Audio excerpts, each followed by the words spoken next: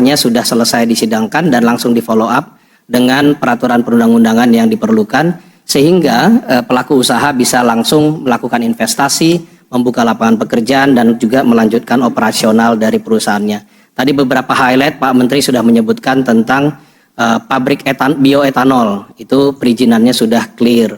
Dan juga tadi ada perizinan dari beberapa apotek, itu juga sudah clear. Lalu juga ada aktivitas dari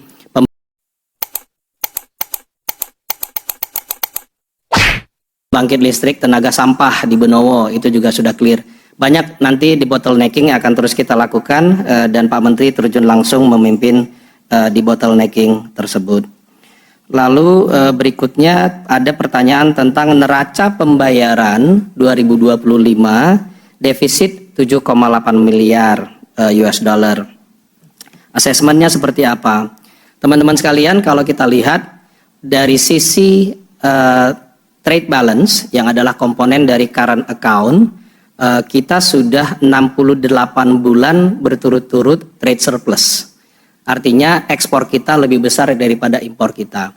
Dari sisi current account, kita mendapatkan upside yang sangat signifikan dalam 5 tahun terakhir. Dan ini adalah hasil dari strategi pertumbuhan ekonomi dan ekspor yang semakin berhasil, terutama arahnya nanti ke hilirisasi dan menambah nilai tambah untuk competitiveness ekspor kita.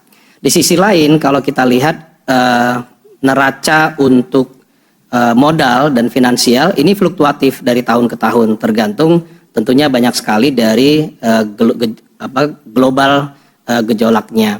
Akan tetapi kalau kita lihat dalam satu kuartal terakhir di tahun 2025 kemarin, kita neraca perdagangannya justru surplus 6,1 miliar. Ini menunjukkan lagi pembalikan sesuai dengan pertumbuhan ekonomi yang tadi sudah ditunjukkan oleh Pak Menteri, dan neraca finansial itu 8,3 miliar rupiah. Jadi pembalikan itu kita bisa tunjukkan sesuai dengan underlying dari aktivitas ekonominya. Kedepan ini tetap akan terjaga. Untuk current account deficit sebenarnya kita sangat baik, selalu di bawah 1% dalam beberapa tahun terakhir. Ini prestasi yang sangat baik, apalagi kalau kita bandingkan dengan tahun-tahun sebelum COVID. Current account deficit itu sering menjadi momok. Saat ini kita tidak mengalami masalah itu. Tadi terkait dengan pajak digital saya sudah jelaskan, mungkin saya sebutkan lagi tadi bahwa PMSE yang kita lakukan sekarang itu adalah implementasi yang basisnya adalah non-discriminatory, sehingga itu tidak sama dengan narasi pajak digital yang dibicarakan secara global.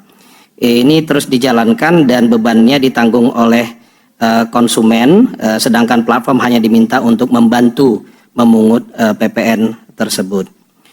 Lalu ada terkait dengan Fitch, Moody's, dan S&P. Ini sedang disiapkan hari ini mulai pertemuan dengan Fitch, dan mereka ada di sini beberapa hari untuk bertemu dengan berbagai pihak, mulai dari Kementerian Ekon, lalu nanti juga ada BKPM, Danantara, dan beberapa kementerian dan beberapa pihak, termasuk juga dari analis, dan terakhir nanti dengan Kementerian Keuangan.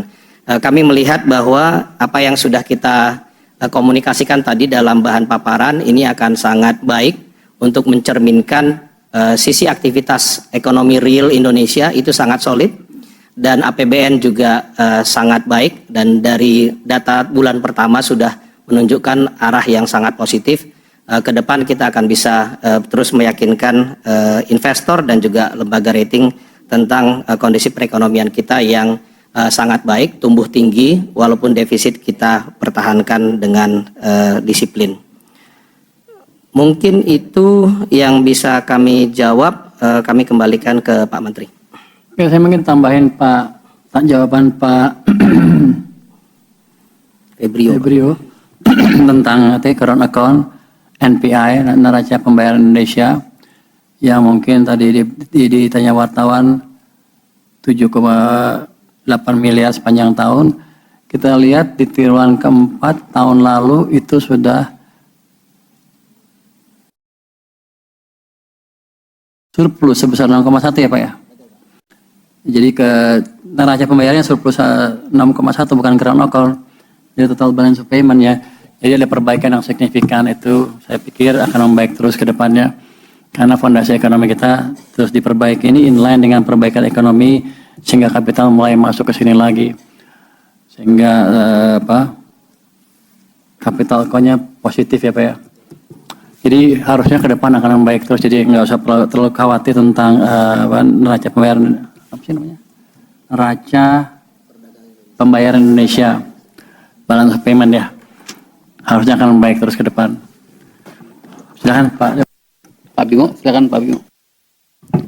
Terima kasih Pak Menteri dan Pak Wamen, Bapak Ibu sekalian. Ada 8 pertanyaan, nampaknya 4 diborong oleh Mas Wildan dari DDTC. Yang pertama terkait dengan agreement on reciprocal tariff, melanjutkan apa yang sudah dijelaskan Pak Febrio bahwa implikasinya semua kebijakan yang non diskriminasi pada prinsipnya tidak ditujukan khusus untuk pelaku usaha dari negara tertentu. Jadi semua ditetapkan non discrimination, kemudian dirancang diberlakukan secara umum, objektif dengan kriteria yang sama. Jadi dari sisi Direktorat Jenderal Pajak, pemajakan yang dilaksanakan dengan ketentuan peraturan perundang-undangan yang berlaku saat ini seperti PPN berlaku secara umum tanpa memandang asal pelaku usaha. Secara detail tadi sudah dijelaskan antara pajak digital yang dimaksud di ART dengan penerapan pemungutan pajak untuk pedagang melalui sektor elektronik PMSE. Kemudian pertanyaan berikutnya dari Mas Wildan terkait dengan jumlah wajib pajak yang diblokir dalam rangka penagihan pajak. Di atas 100 juta piutang pajak, data per 31 Desember itu sekitar 23.509 wajib pajak. Sejak Per 27 2025 diterbitkan, sudah dilakukan pemblokiran terhadap 29 wajib pajak. Dasar pemblokiran tunggakan total sebesar 170 miliar yang sudah cair terrealisasi 52 miliar. Kemudian berapa nominal restitusi PPh dan PPN per Januari 2026? Total restitusi per Januari 2026 54,1 triliun, turun sekitar 23% dari Januari periode yang sama tahun lalu.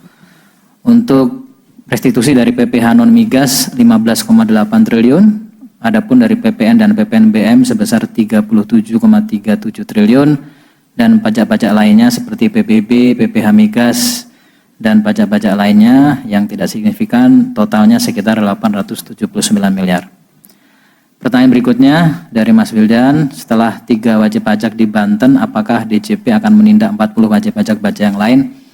Ini kami tegaskan, kita tidak hanya case building terkait dengan sektor baja, tetapi juga sektor-sektor strategis lain yang memang tingkat kepatuhannya dan risikonya kita assess cukup tinggi.